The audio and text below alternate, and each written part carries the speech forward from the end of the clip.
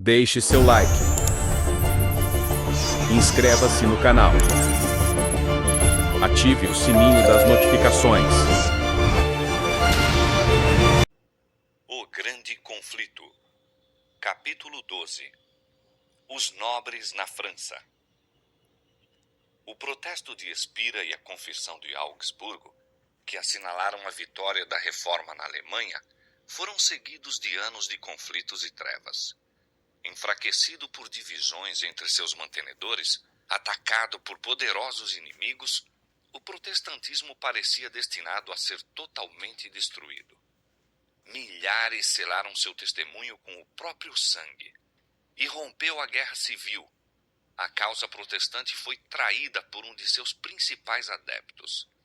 Os mais nobres dos príncipes reformados caíram nas mãos do imperador e foram de cidade em cidade arrastados como cativos. Mas, no momento de seu triunfo aparente, foi o imperador afligido com a derrota. Viu a presa arrancada ao seu poder, sendo por fim obrigado a conceder tolerância às doutrinas cuja destruição fora o anelo de sua vida. Pusera em risco o reino, seus tesouros e a própria vida no intuito de esmagar a heresia. Via agora os exércitos assolados pelas batalhas, os tesouros exauridos, seus muitos reinos ameaçados de revolta, enquanto por toda parte a fé que debalde se esforçara por suprimir estava a estender-se. Carlos V estivera a batalhar contra o poder onipotente. Deus dissera: haja luz, mas o imperador havia procurado perpetuar as trevas. Falhara o seu propósito, e prematuramente envelhecido e consumido pela longa luta, abdicou o trono e sepultou-se em um claustro. Na Suíça, como na Alemanha, houve para a reforma dias tenebrosos. Ao mesmo tempo em que muitos cantões aceitaram a fé reformada, outros se apegaram com cega persistência ao credo de Roma. Sua perseguição aos que desejavam receber a verdade deu finalmente origem à guerra civil. Zuínglio e muitos a que ele se haviam unido na reforma caíram no campo de sangue de Kappel. O Ecolampadius, vencido por estes terríveis desastres, morreu logo depois. Roma estava triunfante e em muitos lugares parecia prestes a recobrar tudo o que perdera. Mas aquele cujos conselhos são desde a eternidade, não abandonara sua causa nem seu povo. Sua mão lhes traria o livramento. Suscitaria, em outros países, obreiros para levar avante a reforma. Em França, antes que o nome de Lutero fosse ouvido como reformador, já o dia começara a raiar.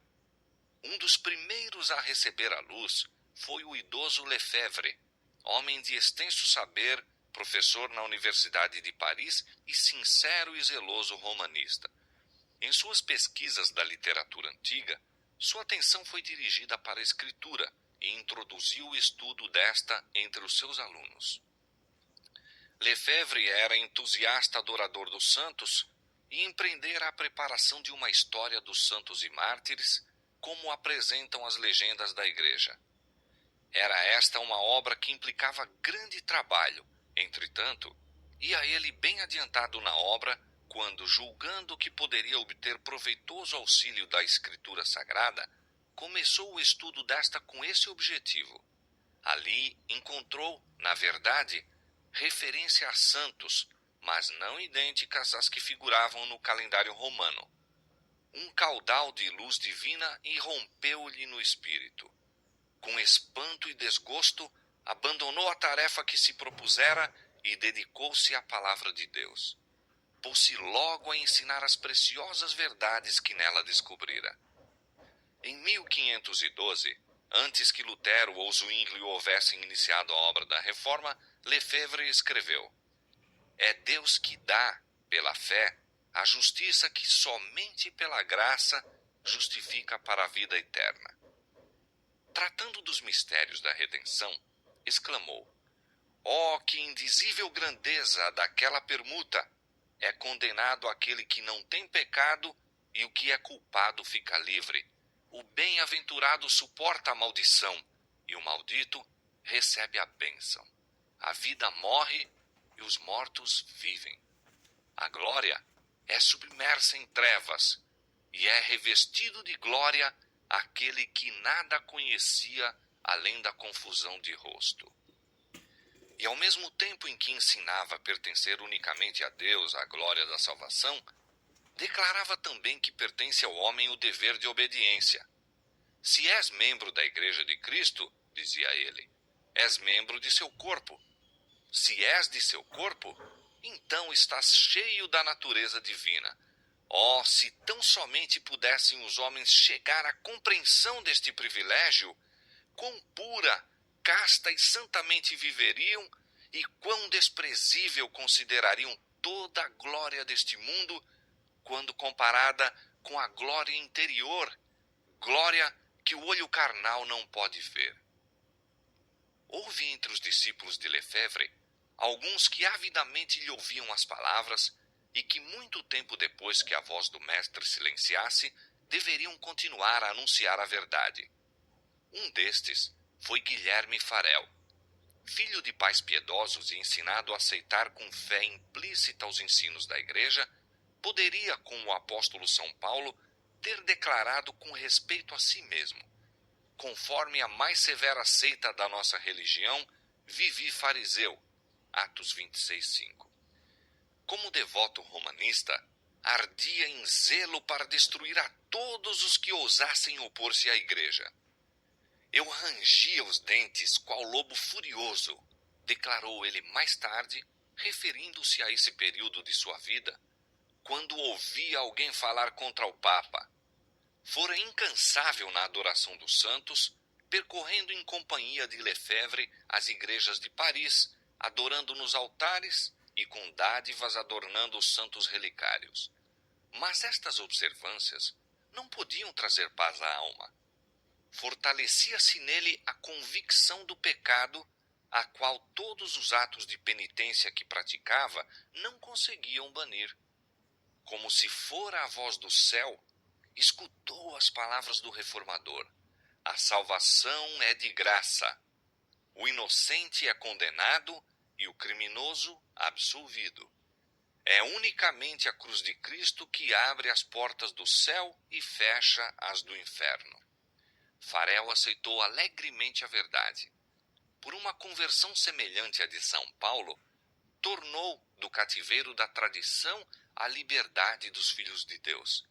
Em vez de ter o coração assassino de um lobo devorador, voltou tranquilamente, qual cordeiro manso e inofensivo, tendo o coração de todo desviado do Papa e entregue a Jesus Cristo. Enquanto Lefebvre continuava a propagar a luz entre seus discípulos, Farel, tão zeloso na causa de Cristo como fora na do Papa, saiu para anunciar a verdade em público. Um dignitário da Igreja, o bispo de Meaux, logo depois a ele se uniu. Outros ensinadores notáveis por sua habilidade e saber uniram-se à proclamação do Evangelho, conquistando adeptos entre todas as classes, desde os lares dos artífices e camponeses até o Palácio Real. A irmã de Francisco I, o monarca reinante de então, aceitou a fé reformada. O próprio rei e a rainha-mãe pareceram por algum tempo considerá-la com benevolência, e com grandes esperanças os reformadores aguardaram o futuro em que a França seria ganha para o Evangelho. Suas esperanças, porém, não deveriam realizar-se. Provações e perseguições estavam reservadas aos discípulos de Cristo. Isto, entretanto, foi misericordiosamente velado a seus olhos. Houve um tempo de paz para que pudessem ganhar forças a fim de enfrentar a tempestade, e a reforma fez rápidos progressos. O bispo de Meaux trabalhou zelosamente em sua própria diocese para instruir tanto o clero como o povo. Removiam-se padres ignorantes e imorais, e tanto quanto possível eram substituídos por homens de saber e piedade. O bispo desejava grandemente que seu povo, por si mesmo, tivesse acesso à palavra de Deus, e isto foi logo cumprido. Lefebvre empreendeu a tradução do Novo Testamento, e ao mesmo tempo em que a Bíblia alemã de Lutero saía do prelo em Wittenberg, era publicado o Novo Testamento em francês, em Meux. O bispo não poupou esforços ou gastos a fim de disseminá-la em suas paróquias, e breve os camponeses de Meux estavam de posse das Santas Escrituras. Assim, como os viajantes que perecem à sede acolhem com alegria uma fonte de água viva, assim receberam aquelas almas a mensagem do céu. Trabalhadores no campo, artífices nas oficinas, suavizavam a labuta diária conversando acerca das preciosas verdades da Bíblia. À noite, em vez de se dirigirem para as tabernas, congregavam-se nas casas uns dos outros para ler a palavra de Deus e unir-se em oração e louvor. Grande mudança logo se manifestou nessas comunidades. Posto que pertencessem à mais humilde classe, camponeses indoutos e de rudes trabalhos que eram, viu-se em sua vida o poder reformador e enobrecedor da graça divina. Humildes, amorosos e santos, mantiveram-se como testemunhas do que o Evangelho efetuará pelos que o recebem com sinceridade. A luz acendida em Meux derramou seus raios ao longe. Aumentava todos os dias o número de conversos. O rancor da hierarquia foi por algum tempo contido pelo rei, que desprezava o acanhado fanatismo dos monges. Mas os chefes papais prevaleceram finalmente. Ateou-se então a fogueira. O bispo de Meux, forçado a escolher entre a fogueira e a retratação, aceitou o caminho mais fácil. Mas apesar da queda do chefe, o rebanho permaneceu firme. Muitos testificaram da verdade entre as chamas. Por sua coragem e fidelidade na tortura, esses humildes cristãos falaram a milhares que em dias de paz nunca tinham ouvido seu testemunho.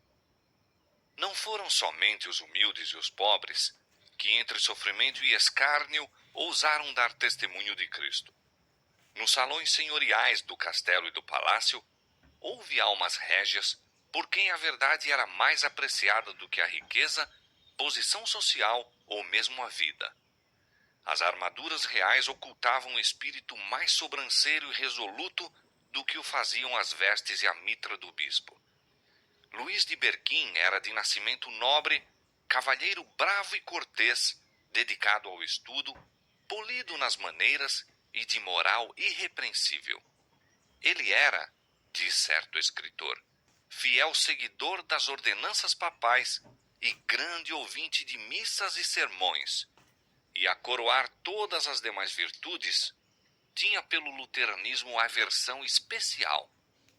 Mas, semelhante a tantos outros, guiado providencialmente à Escritura, maravilhou-se de encontrar ali não as doutrinas de Roma, mas as de Lutero. Desde então, se entregou com devotamento completo à causa do Evangelho. Como o mais douto dos nobres da França, seu gênio e eloquência, sua coragem indomável e heróico zelo, assim como sua influência na corte, pois era favorito do rei, faziam com que fosse considerado por muitos como destinado a ser o reformador de seu país. Disse Beza: Berquim teria sido um segundo Lutero, caso houvesse encontrado em Francisco I um segundo eleitor. É pior do que Lutero, exclamavam os romanistas. Mais temido era ele, na verdade, pelos romanistas da França. Arrojaram-no à prisão como herege, mas foi posto em liberdade pelo rei. Durante anos manteve a luta. Francisco, claudicando entre Roma e a Reforma, alternadamente tolerava e restringia o zelo feroz dos monges. Berquim foi 3 vezes preso pelas autoridades papais, apenas para ser liberto pelo monarca, que, admirando-lhe o gênio e nobreza de caráter, recusou sacrificá-lo à maldade do clero. Foi Berquim repetidas vezes avisado do perigo que o ameaçava na França, e com ele instou-se para que seguisse os passos dos que haviam encontrado segurança no exílio voluntário. O tímido Erasmo, subserviente às circunstâncias de seu tempo e a quem, com todo o esplendor de sua erudição, faltava aquela grandeza moral que mantém a vida e a honra a serviço da verdade, escreveu a Berquim: pede para seres enviado como embaixadora a algum país estrangeiro. Vai viajar na Alemanha. Conheces Beda e outros como ele. É um monstro de 1000 cabeças, lançando veneno por todos os lados. Teus inimigos se contam por legiões. Fosse a tua causa melhor do que a de Jesus Cristo, e não te deixariam ir antes de te haverem miseravelmente destruído. Não confies na proteção do rei. Seja como for, não me comprometas com a faculdade de teologia. Mas, intensificando-se os perigos, o zelo de Berquim apenas se tornou mais forte.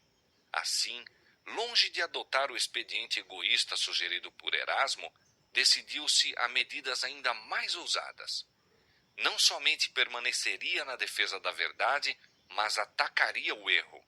A acusação de heresia que os romanistas estavam procurando firmar contra ele, volvê-la-ia contra eles próprios.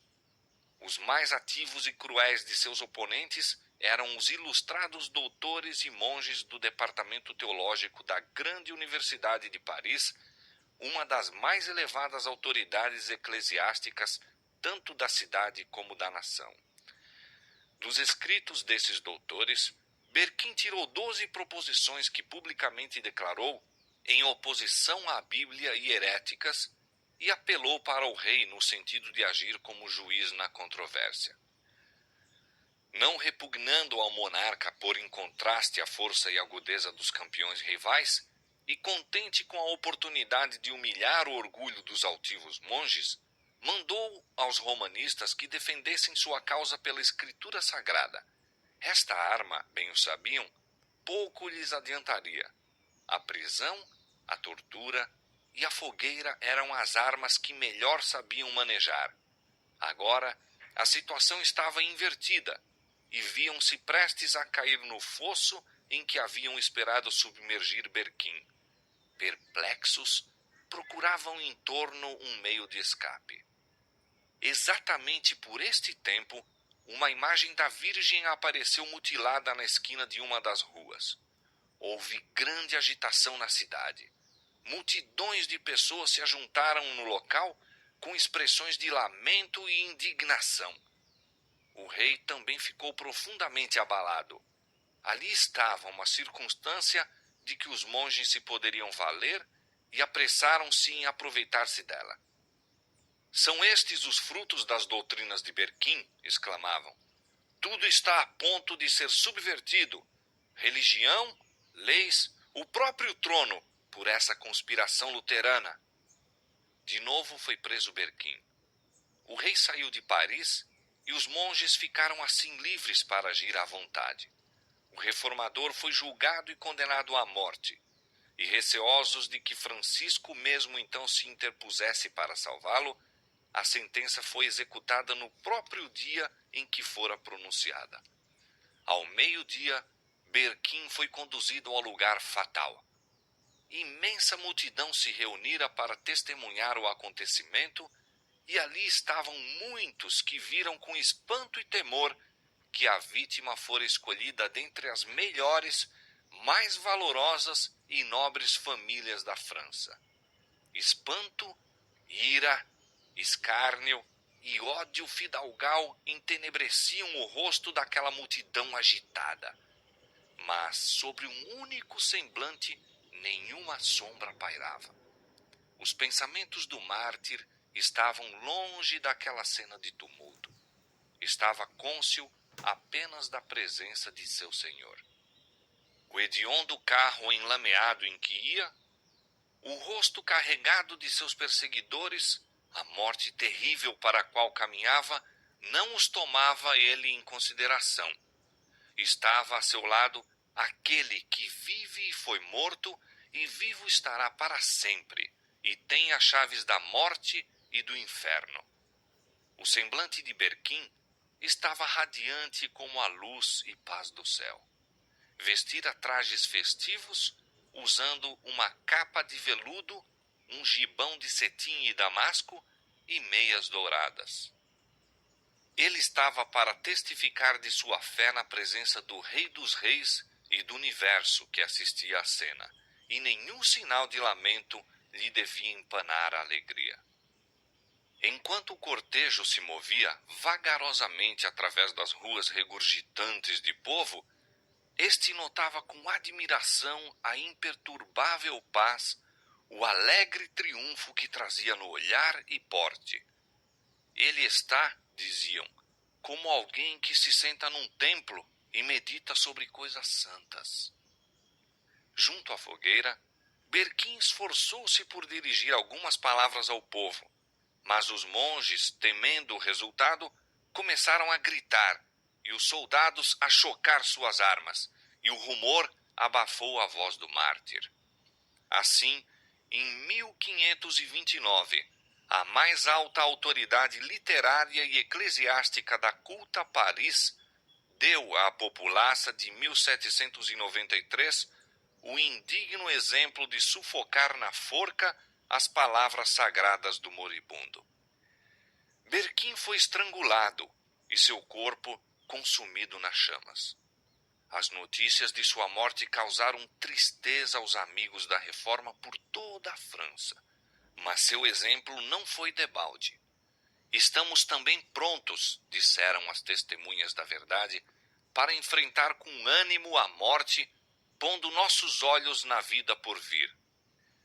Durante a perseguição em Meaux, os ensinadores da fé reformada foram proibidos de pregar e partiram para outros campos. Lefebvre, depois de algum tempo, tomou rumo da Alemanha. Farel voltou para sua cidade natal, na França Oriental, a fim de disseminar a luz no lugar de sua infância. Já se haviam recebido notícias do que se passava em Meaux, e a verdade, por ele ensinada com destemido zelo, atraía ouvintes. Levantaram-se logo as autoridades para fazê-lo silenciar, sendo ele banido da cidade. Posto que não mais pudesse trabalhar publicamente, atravessou as planícies e aldeias, ensinando nas casas particulares, nos prados isolados, encontrando abrigo nas florestas e entre as cavernas rochosas que haviam sido sua guarida nos tempos de rapaz. Deus os estava preparando para maiores provas. Não têm faltado as cruzes, perseguições e maquinações de Satanás de que eu estava prevenido, disse ele. São mesmo muito mais atrozes do que poderia suportar por mim mesmo. Mas Deus é meu Pai. Ele me proveu e sempre há de prover-me da força que peço. Como nos dias dos apóstolos, a perseguição contribuíra para maior proveito do Evangelho. Expulsos de Paris e Meaux, os que andavam dispersos iam por toda parte anunciando a palavra.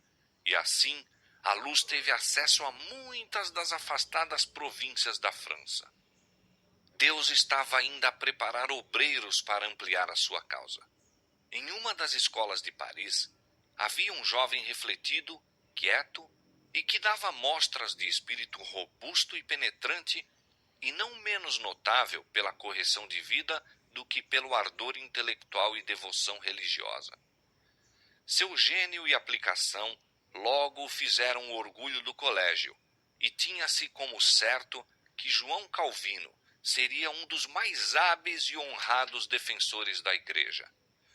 Mas um raio de luz divina penetrou até o próprio interior das paredes do escolasticismo e superstição em que se achava Calvino encerrado. Estremeceu ao ouvir das novas doutrinas, nada duvidando do que os hereges merecessem, o fogo a que eram entregues. Contudo, sem disso se dar conta, foi posto face a face com a heresia e obrigado a submeter à prova o poder da teologia romana no combate ao ensino protestante. Estava em Paris um primo de Calvino, que se havia unido aos reformadores. Os dois parentes muitas vezes se encontravam e juntos discutiam as questões que estavam perturbando a cristandade. Não há senão duas espécies de religiões no mundo, dizia o protestante Olivetan. Uma é a espécie de religiões que os homens inventaram, e em todas as quais o homem se salva por cerimônias e boas obras. A outra é a religião que está revelada na Escritura Sagrada e ensina o homem a esperar pela salvação unicamente da livre graça de Deus. Não quero nenhuma das tuas novas doutrinas, exclamou Calvino. Achas que tenho vivido em erro todos os meus dias? No espírito, porém, haviam-se-lhe despertado pensamentos de que se não podia livrar de todo. Sozinho em seu quarto, ponderava as palavras do primo. Não o deixaria a convicção do pecado. Via-se, sem intercessor, na presença de um santo e justo juiz. A mediação dos santos, as boas obras, as cerimônias da igreja, tudo era impotente para expiar o pecado. Nada havia diante de si, além do negror do desespero eterno. Em vão, os doutores da igreja se esforçavam por aliviar-lhe a infelicidade. Debalde recorria à confissão e penitência. Estas não podiam reconciliar a alma com Deus. Enquanto ainda se empenhava nessas lutas infrutíferas, Calvino, visitando casualmente uma das praças públicas, testemunhou ali a queima de um herege. Ficou deveras maravilhado ante a expressão de paz que se esboçava no semblante do mártir. Entre as torturas daquela morte cruel e sob a mais terrível condenação da igreja, manifestou uma fé e coragem que o jovem estudante dolorosamente contrastou com o seu próprio desespero e escuridão, embora vivesse em estrita obediência à igreja. Na Bíblia, sabia ele, fundamentavam os hereges a sua fé. Resolveu estudá-la e descobrir, se o pudesse, o segredo da alegria deles. Na Bíblia achou a Cristo. Ó Pai, exclamou ele, seu sacrifício apaziguou tua ira. Seu sangue lavou-me as impurezas. Sua cruz arrostou-me a maldição. Sua morte fez expiação por mim. Imaginamos para nós muitas tolices inúteis, mas tu colocaste tua palavra diante de mim como uma tocha e tocaste meu coração, a fim de que eu abominasse todos os outros méritos, com exceção dos de Jesus. Calvino tinha sido educado para o sacerdócio. Quando contava apenas 12 anos de idade, foi designado para o cargo de capelão de pequena igreja, sendo-lhe pelo bispo tonsurada a cabeça de acordo com o cânon da igreja. Não recebeu consagração nem cumpria os deveres de sacerdote, mas tornou-se membro do clero, mantendo o título de seu ofício e recebendo um estipêndio em consideração ao mesmo. Ora, compreendendo que jamais poderia tornar-se padre, volveu por algum tempo ao estudo das leis, mas abandonou finalmente este propósito e resolveu dedicar a vida ao Evangelho. Hesitou, porém, em se fazer pregador público. Era naturalmente tímido e pesava-lhe a intuição das graves responsabilidades daquele cargo, desejando ainda dedicar-se ao estudo. Os ardorosos rogos de seus amigos, entretanto, alcançaram finalmente o seu consentimento. É maravilhoso, disse ele, que pessoa de tão humilde origem fosse exaltada a tão grande dignidade. Calmamente deu Calvino início à sua obra, e suas palavras foram como o orvalho que caía para refrigerar a terra. Deixara Paris, e então se encontrava numa cidade provinciana sob a proteção da princesa Margarida, que, amando o Evangelho, estendia seu amparo aos discípulos do mesmo. Calvino era ainda jovem, de porte gentil e despretensioso. Começou o trabalho nos lares do povo. Rodeado dos membros da família, lia a Escritura e desvendava as verdades da salvação. Os que ouviam a mensagem levavam as boas novas a outros, e logo o ensinador passou para além da cidade, às vilas e aldeias adjacentes. Encontrava ingresso tanto no castelo como na cabana, e ia avante, lançando o fundamento de igrejas que deveriam dar corajoso testemunho da verdade. Decorridos alguns meses, achou-se de novo em Paris. Havia desusada agitação nas rodas dos homens ilustrados e eruditos. O estudo das línguas antigas conduzira os homens à Bíblia, e muitos cujo coração não fora tocado pelas suas verdades discutiam-nas avidamente, dando o mesmo combate aos campeões do romanismo. Calvino, se bem que fosse hábil lutador nos campos da controvérsia religiosa, tinha a cumprir uma missão mais elevada do que a daqueles teólogos ruidosos. O espírito dos homens estava agitado e esse era o tempo para lhes desvendar a verdade. Enquanto os salões da universidade ecoavam do rumor das discussões teológicas, Calvino prosseguia de casa em casa, abrindo a Escritura ao povo, falando-lhes de Cristo, o crucificado. Na providência de Deus, Paris deveria receber outro convite para aceitar o Evangelho. Rejeitara o apelo de Lefebvre e Farel, mas de novo a mensagem deveria ser ouvida por todas as classes naquela grande capital. O rei, influenciado por considerações políticas, não tinha ainda tomado completamente sua atitude ao lado de Roma contra a reforma. Margarida ainda se apegava à esperança de que o protestantismo triunfasse na França. Resolveu que a fé reformada fosse pregada em Paris. Durante a ausência do rei, ordenou a um ministro protestante que pregasse nas igrejas da cidade. Sendo isto proibido pelos dignitários papais, a princesa abriu as portas do palácio. Um de seus compartimentos foi improvisado em capela e anunciou-se que diariamente, em hora determinada, seria pregado um sermão, sendo o povo de todas as classes e condições convidado a comparecer. Multidões congregavam-se para assistir ao serviço religioso. Não somente a capela, mas as antecâmaras e vestíbulos regurgitavam. Milhares se reuniam todos os dias, nobres, estadistas, advogados, negociantes e artífices. O rei, em vez de proibir essas assembleias, ordenou que 2 das igrejas de Paris fossem abertas. Nunca dantes fora a cidade tão comovida pela palavra de Deus. O espírito de vida proveniente do céu parecia estar bafejando o povo.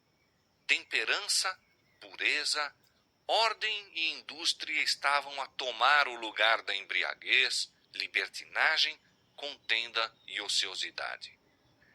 A hierarquia, porém, não estava ociosa. O rei ainda se recusava a intervir no sentido de sustar a pregação e aquela se volveu para a populaça. Não se poupavam meios para excitar os temores, preconceitos e fanatismo das multidões ignorantes e supersticiosas. Entregando-se cegamente a seus falsos ensinadores, Paris, como Jerusalém na antiguidade, não conheceu a paz. Durante 2 anos, a palavra de Deus foi pregada na capital. Mas, ao mesmo tempo em que havia muitos que aceitavam o Evangelho, a maioria das pessoas o rejeitavam. Francisco dera mostra de tolerância meramente para servir a seus próprios propósitos e os romanistas conseguiram readquirir a ascendência. De novo se fecharam as igrejas e ateou-se a fogueira. Calvino ainda estava em Paris, preparando-se pelo estudo, meditação e oração para os seus futuros labores e continuando a disseminar a luz. Finalmente, porém, firmou-se contra ele a suspeita. As autoridades resolveram levá-lo às chamas. Considerando-se seguro em sua reclusão, não tinha ideia do perigo quando amigos vieram precipitadamente a seu quarto com as notícias de que oficiais estavam a caminho para prendê-lo. Naquele instante ouviu-se uma forte pancada na porta exterior. Não havia um momento a perder. Alguns amigos detiveram os oficiais à porta enquanto outros ajudavam o reformador a descer por uma janela. E rapidamente saiu para os extremos da cidade. Encontrando abrigo na cabana de um trabalhador amigo da reforma, disfarçou-se nos trajes de seu hospedeiro e, levando ao ombro uma enxada, partiu em sua jornada. Viajando para o sul, encontrou novamente refúgio nos domínios de Margarida. Ali, por alguns meses, permaneceu em segurança sob a proteção de poderosos amigos e como dantes empenhado no estudo. Mas seu coração estava determinado a fazer a evangelização da França, e ele não poderia ficar por muito tempo inativo. Logo que a tempestade amainou um pouco, procurou um novo campo de trabalho em Poitiers, onde havia uma universidade e onde as novas opiniões alcançavam aceitação. Pessoas de todas as classes ouviam alegremente o Evangelho. Não havia pregação pública, mas na casa do magistrado principal, em seus próprios cômodos e algumas vezes num jardim público, Calvino desvendava as palavras de vida eterna aos que as desejavam ouvir. Depois de algum tempo, aumentando o número dos ouvintes, foi considerado mais seguro reunirem-se fora da cidade.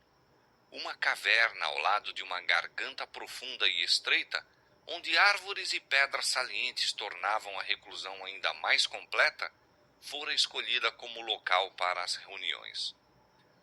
Pequenos grupos que deixavam a cidade por estradas diferentes dirigiam-se para ali. Neste ponto isolado, a escritura era lida e explicada. Ali, pela primeira vez, foi pelos protestantes da França celebrada a Ceia do Senhor. Dessa pequena igreja foram enviados vários fiéis evangelistas. Mais uma vez Calvino voltou a Paris. Mesmo então, não podia abandonar a esperança de que a França, como nação, aceitasse a reforma. Encontrou, porém, fechadas para o trabalho quase todas as portas. Ensinar o Evangelho era tomar o caminho direto para a fogueira e finalmente resolveu partir para a Alemanha. Apenas deixara a França quando irrompeu sobre os protestantes uma tempestade que certamente o teria envolvido na ruína geral caso houvesse ele permanecido. Os reformadores franceses, ansiosos por ver seu país acompanhar a Alemanha e a Suíça, decidiram-se a desferir contra a superstição de Roma um golpe audaz que despertaria a nação inteira. De conformidade com isto, em uma noite foram afixados por toda a França cartazes que atacavam a missa. Em vez de promover a reforma, este movimento zeloso, mas mal interpretado, acarretou ruína, não somente para seus propagadores, mas também para os amigos da fé reformada na França inteira. Deu aos romanistas o que havia muito desejavam, um pretexto para pedirem a destruição completa dos hereges como agitadores perigosos à estabilidade do trono e da paz da nação. Por alguma mão secreta, se a de um amigo imprudente ou a de um ardiloso adversário, nunca se soube. Um dos cartazes foi colocado à porta do quarto particular do rei. O monarca encheu-se de horror. Naquele papel, eram atacadas sem reserva superstições que haviam recebido a veneração dos séculos, e a audácia, sem precedentes, de introduzir à presença real estas asserções claras e surpreendentes, suscitou a ira do rei. Em espanto, ficou ele por um pouco de tempo a tremer e com a voz embargada. Então sua raiva encontrou expressão nestas terríveis palavras: sejam sem distinção agarrados todos os que são suspeitos de luteranismo. Exterminá-los-ei a todos. Estava lançada a sorte. O rei se decidira a pôr-se completamente do lado de Roma. De pronto, foram tomadas medidas para a prisão de todos os luteranos em Paris. Um pobre artífice, adepto da fé reformada, que se havia acostumado a convocar os crentes para suas assembleias secretas, foi agarrado e, sob ameaça de morte instantânea na fogueira, ordenou-se-lhe conduzir o emissário papal à casa de todos os protestantes na cidade. Ele estremeceu de horror ante a vil proposta, mas finalmente o medo das chamas prevaleceu e concordou em se fazer traidor dos irmãos. Precedido da hóstia e rodeado de um séquito de padres, incensadores, monges e soldados, Morim, agente policial do rei, com o traidor, vagarosa e silenciosamente passaram pelas ruas da cidade. Aquela demonstração era ostensivamente em honra ao Santo Sacramento, um ato de expiação pelo insulto feito pelos protestantes à missa. Mas, por sob aquele espetáculo, escondia-se um propósito mortal. Chegado de fronte da casa de um luterano, o traidor fazia um sinal, mas nenhuma palavra era proferida. O cortejo fazia alto, entravam na casa, a família era arrastada e acorrentada, e o terrível séquito prosseguia em procura de novas vítimas. Não poupavam casa, grande ou pequena, nem mesmo os colégios da Universidade de Paris. Morim fez abalar toda a cidade.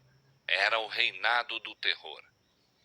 As vítimas foram mortas com tortura cruel, sendo ordenado especialmente que o fogo fosse abaixado a fim de prolongar-lhes a agonia. Morreram, porém, como vencedores. Sua constância foi inabalável, imperturbada a sua paz. Os perseguidores, impotentes para abalar-lhes a inflexível firmeza, sentiram-se derrotados. Os cadafalsos foram distribuídos por todos os bairros de Paris e as fogueiras arderam durante dias sucessivos no intuito de, espalhando as execuções, espalhar o terror da heresia. A vantagem, entretanto, ficou afinal com o Evangelho. Toda Paris habilitou-se a ver que espécie de homens as novas opiniões produziram. Não havia púlpito como a fogueira do mártir. A serena alegria que iluminava o rosto daqueles homens ao se encaminharem para o lugar da execução, seu heroísmo estando eles entre as chamas atrozes, seu meigo perdão às injúrias, em não poucos casos transformavam a cólera em piedade e o ódio em amor, pleiteando com irresistível eloquência em prol do Evangelho.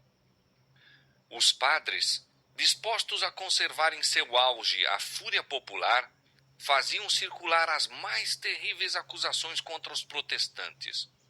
Eram acusados de conspirar para o massacre dos católicos, subverter o governo e assassinar o rei.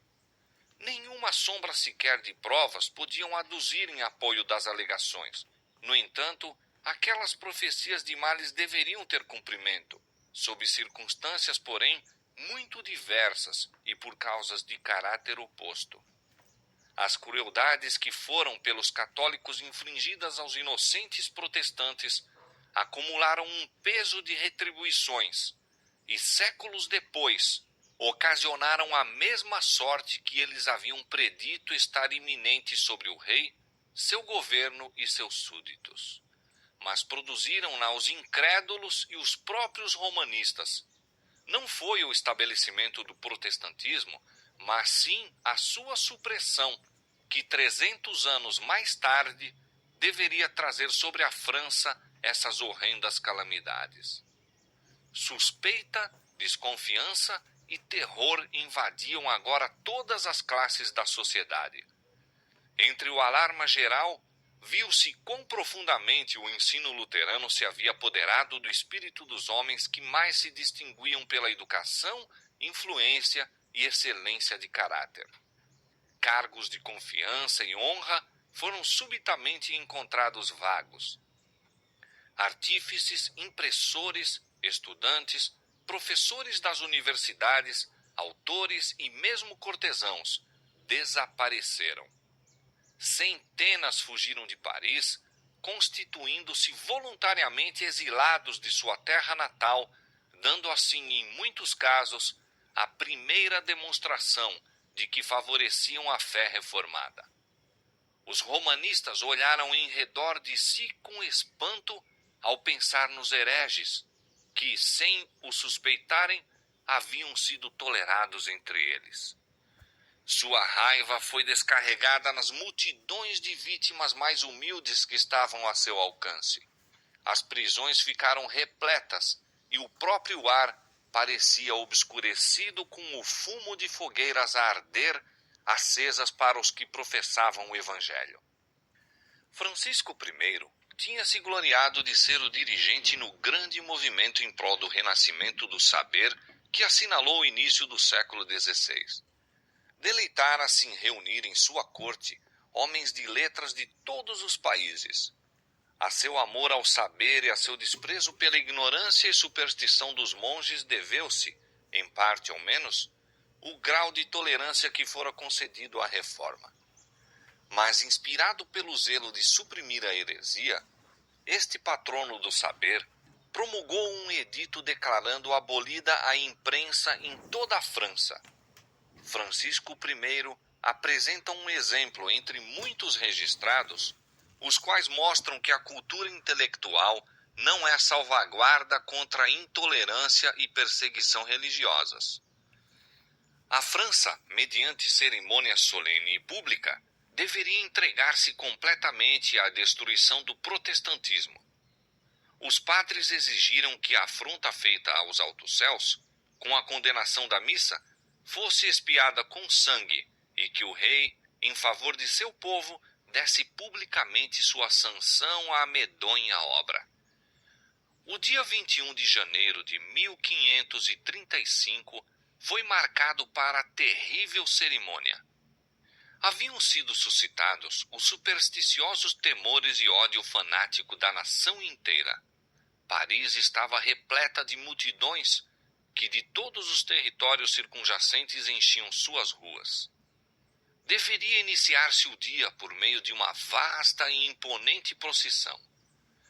Das casas ao longo do itinerário pendiam panos de luto e erguiam-se altares a intervalos. Diante de cada porta havia uma tocha acesa em honra ao Santo Sacramento.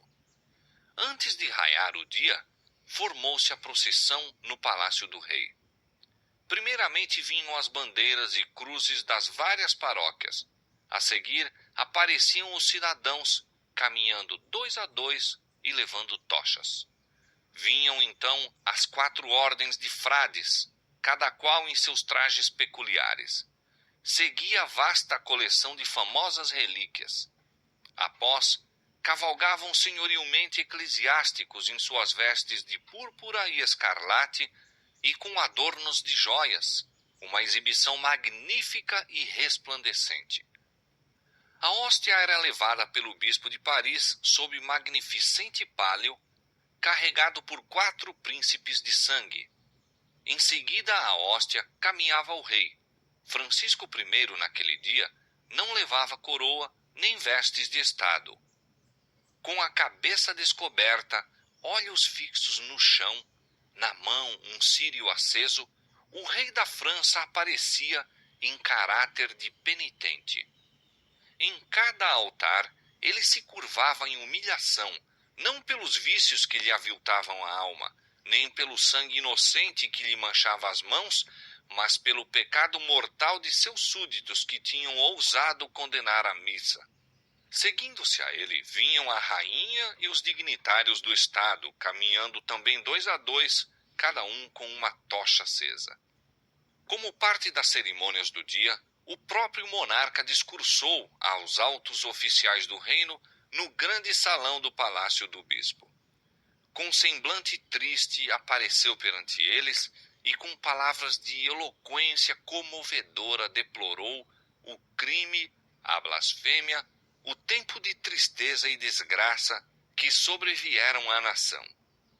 E apelou para todo súdito leal a que auxiliasse na extirpação da pestilente heresia que ameaçava de ruína a França. Tão verdadeiramente, senhores, como eu sou o vosso rei, disse ele, se eu soubesse estar um dos meus próprios membros manchado ou infectado com esta detestável podridão, eu o daria para que vós o cortasseis. E demais, se visse um de meus filhos contaminado por ela, não o pouparia. Eu mesmo o entregaria e sacrificaria a Deus. As lágrimas abafaram-lhe as palavras, e toda a assembleia chorou, exclamando em uníssono: Viveremos e morreremos pela religião católica. Terríveis se tornaram as trevas da nação que rejeitara a luz da verdade. A graça que traz a salvação havia aparecido, mas a França, depois de lhe contemplar o poder e santidade, depois de milhares terem sido atraídos por sua divina beleza, depois de cidades e aldeias terem sido iluminadas por seu fulgor, desviou-se, preferindo as trevas à luz. Haviam repudiado o dom celestial quando este lhes foi oferecido. Tinham chamado ao mal bem e ao bem mal, até serem vítimas voluntárias do próprio engano. Agora, ainda que efetivamente crescem que perseguindo ao povo de Deus estavam fazendo a obra divina, sua sinceridade não os inocentava.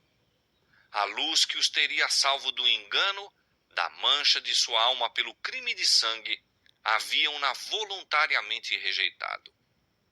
Um juramento solene para extirpar a heresia foi feito na grande catedral onde, quase 3 séculos mais tarde, a deusa da razão deveria ser entronizada por uma nação que se tinha esquecido do Deus vivo.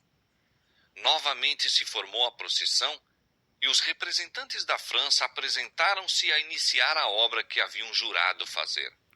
A pequenas distâncias haviam se erguido cadafalsos, nos quais certos cristãos protestantes deveriam ser queimados vivos, e arranjaram para que as fogueiras fossem acesas no momento em que o rei se aproximasse e a procissão fizesse alto para testemunhar a execução.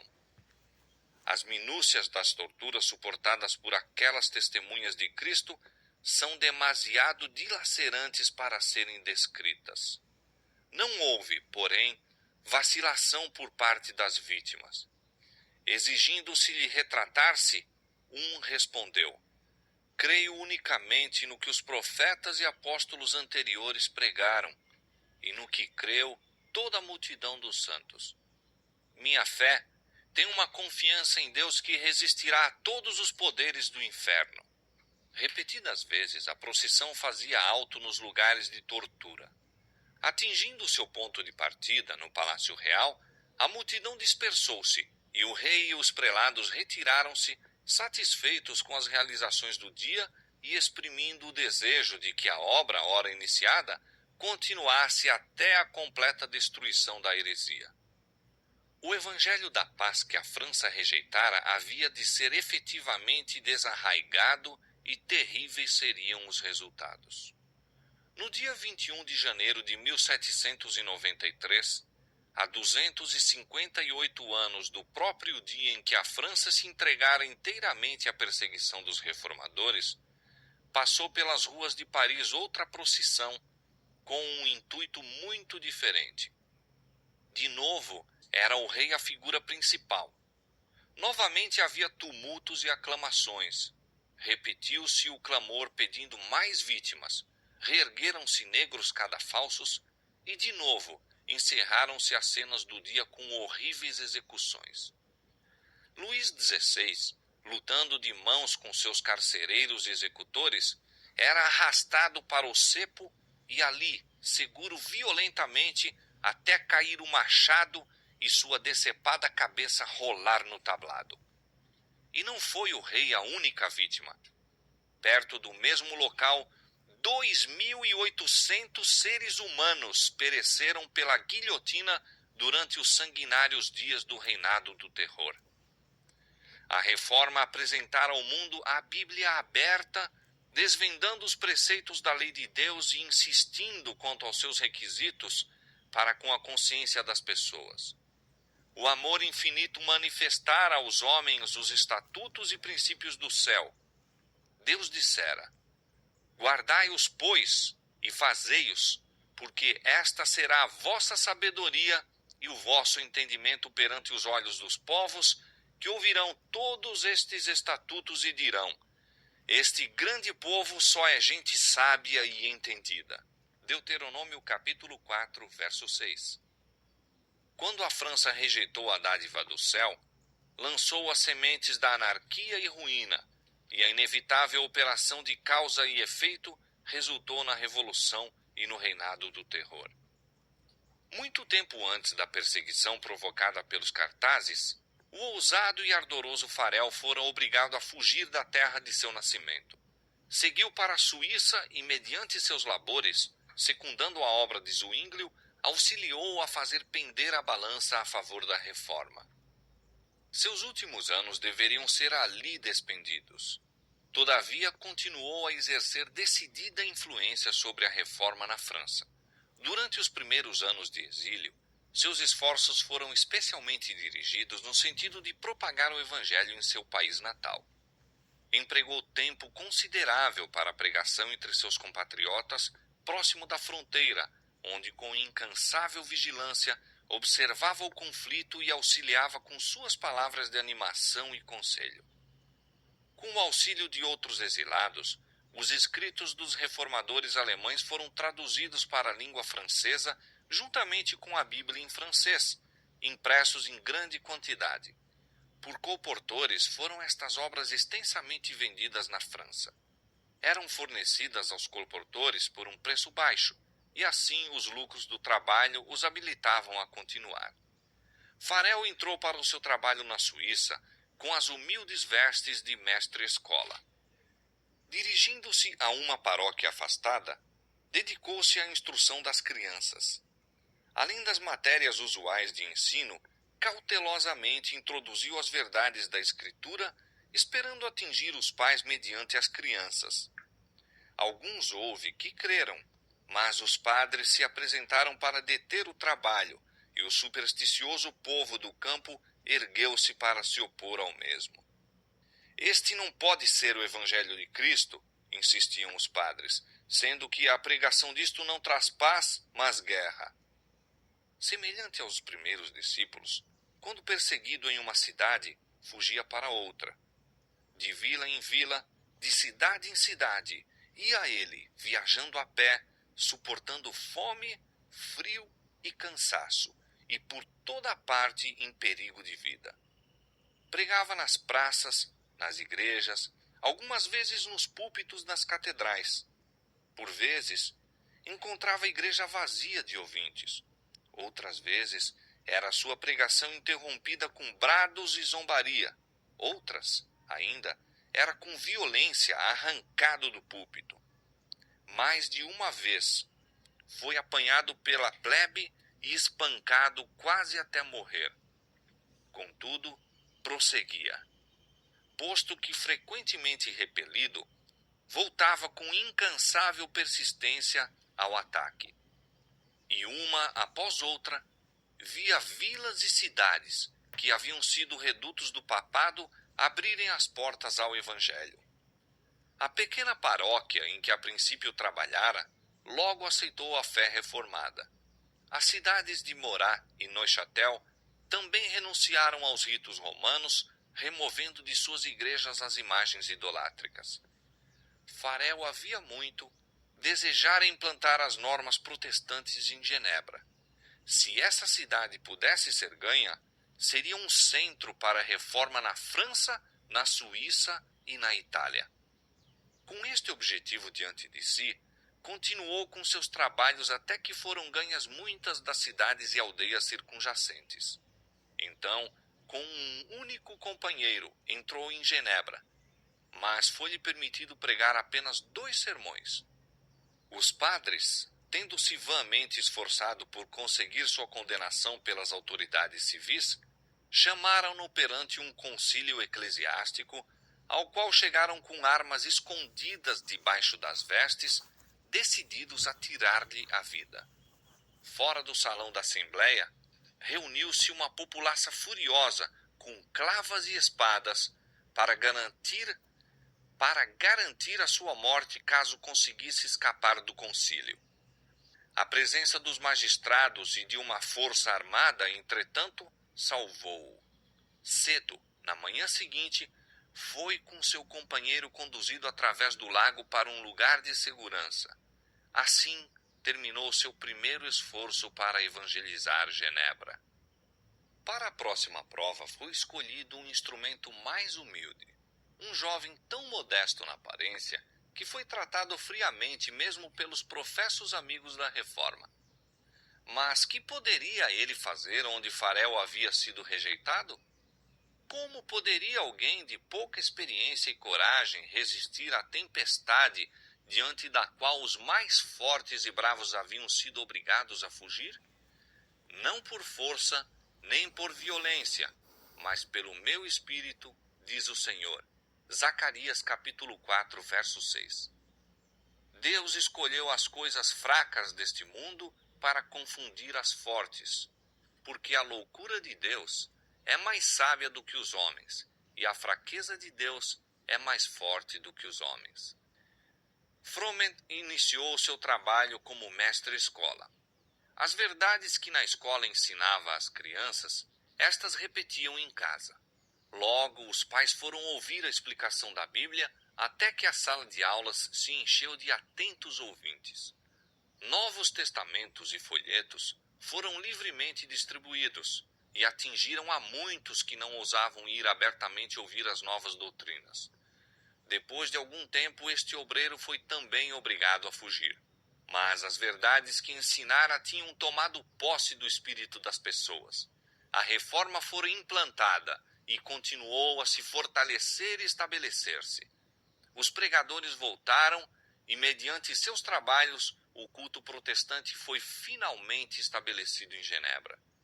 A cidade já se havia declarado pela reforma quando Calvino, depois de vagueações e vicissitudes várias, entrou por suas portas. Voltando de sua última visita à terra natal, estava a caminho de Basileia, quando, encontrando a estrada direta ocupada pelos exércitos de Carlos V, foi obrigado a tomar um desvio por Genebra. Nessa visita, Farel reconheceu a mão de Deus. Posto que Genebra houvesse aceitado a fé reformada, precisava ainda ser ali efetuada uma grande obra. Não é em grupos, mas como indivíduos que os homens se convertem a Deus. A obra de regeneração deve ser realizada no coração e consciência pelo poder do Espírito Santo e não pelos decretos dos concílios. Ao passo que o povo de Genebra repelia a autoridade de Roma, não se mostrava tão pronto para renunciar aos vícios que haviam florescido sob o seu domínio. Estabelecer ali os puros princípios do Evangelho e preparar esse povo para preencher dignamente a posição a que a providência parecia chamá-los não era fácil tarefa. Farel confiava em que houvesse encontrado em Calvino a pessoa que o pudesse assistir naquela obra. Em nome de Deus, conjurou solenemente o jovem evangelista a que ficasse e ali trabalhasse. Calvino recuou, alarmado. Tímido e amante da paz, arreceava-se do contato com o espírito ousado, independente e mesmo violento daquele filho de Genebra. Sua debilidade de saúde, juntamente com seus hábitos de estudo, levaram-no a procurar o retiro. Crendo que pela pena melhor poderia servir à causa da reforma, desejou encontrar um silencioso retiro para o estudo e ali, pela imprensa, instruir e edificar as igrejas. A exortação solene de Farel veio-lhe, porém, como um chamado do céu e não ousou recusar-se. Parecia-lhe, disse ele, que a mão de Deus estivesse estendida do céu, tomando-o e fixando-o irrevogavelmente no lugar que ele estava tão impaciente por deixar. Por aquele tempo, grandes perigos cercavam a causa protestante. Os anátemas do Papa trovejavam contra Genebra e poderosas nações ameaçavam-na de destruição.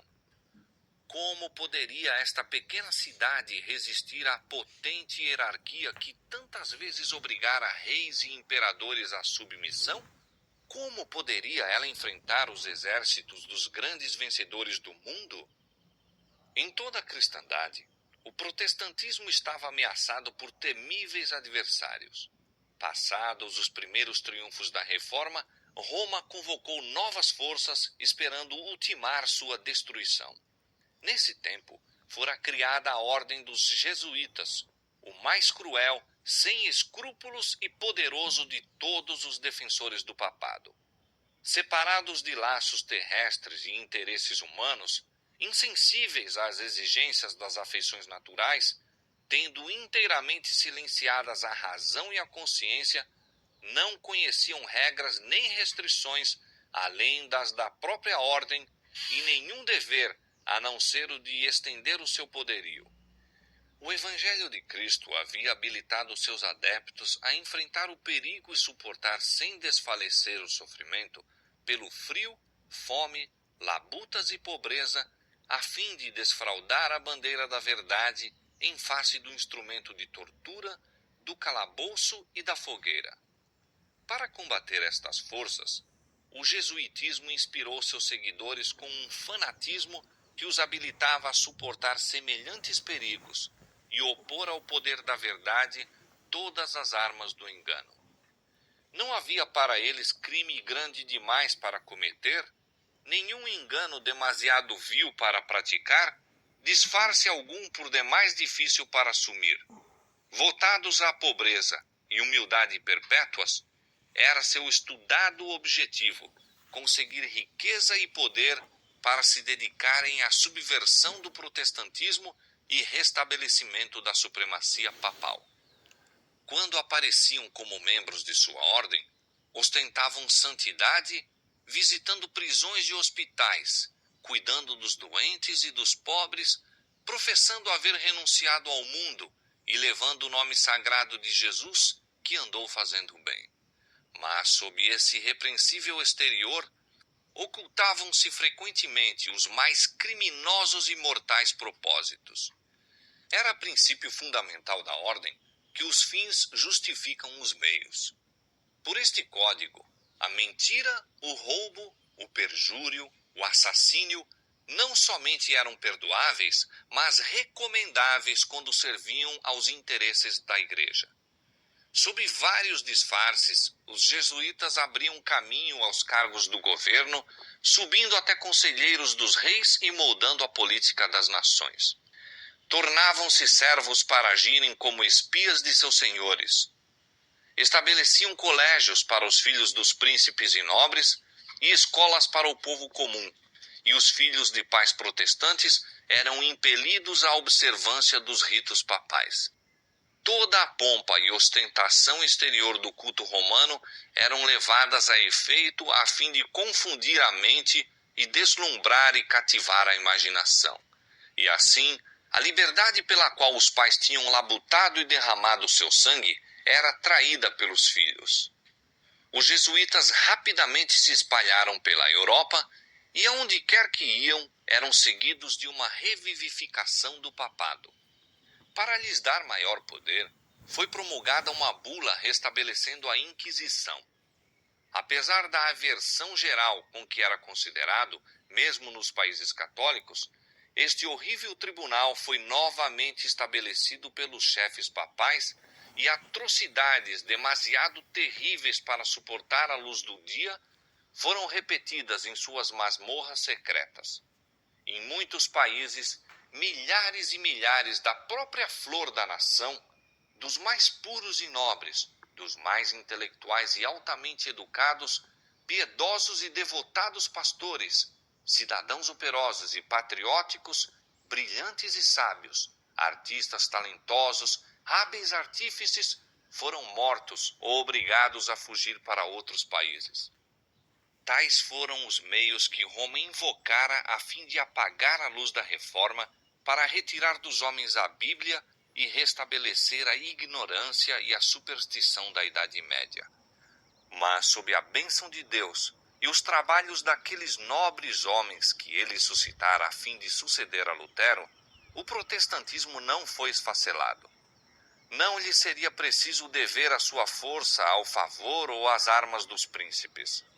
Os menores países, as mais humildes e menos poderosas nações, tornaram-se o seu baluarte.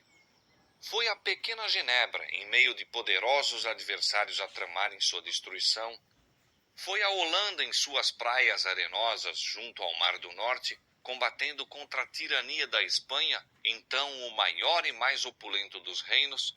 foi a gelada e estéril Suécia que ganharam vitórias em prol da reforma.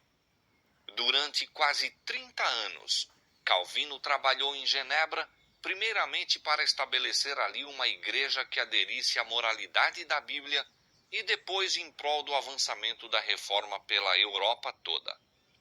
Sua conduta como dirigente público não era irrepreensível, tampouco eram suas doutrinas destituídas de erro, mas foi instrumento na promulgação de verdades que eram de importância especial em seu tempo, na manutenção de princípios do protestantismo contra a maré do papado que rapidamente refluía e na promoção da simplicidade e pureza de vida nas igrejas reformadas em lugar do orgulho e corrupção favorecidos pelo ensino romanista. De Genebra saíram publicações e ensinadores para disseminar as doutrinas reformadas. Daquele ponto, os perseguidos de todos os países esperavam instrução, conselho e animação.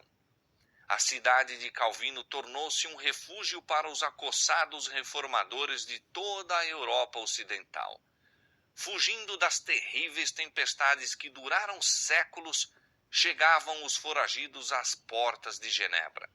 Famintos, feridos, despojados de lar e parentes, eram afetuosamente recebidos e tratados com ternura. E encontrando ali um lar, por meio de sua habilidade, saber e piedade, abençoavam a cidade de sua adoção. Muitos que ali buscaram refúgio voltaram a seu próprio país para resistir à tirania de Roma. João Knox, o bravo reformador escocês, não poucos dos puritanos ingleses, protestantes da Holanda e da Espanha, e os huguenotes da França, levaram de Genebra o archote da verdade para iluminar as trevas de seu país natal.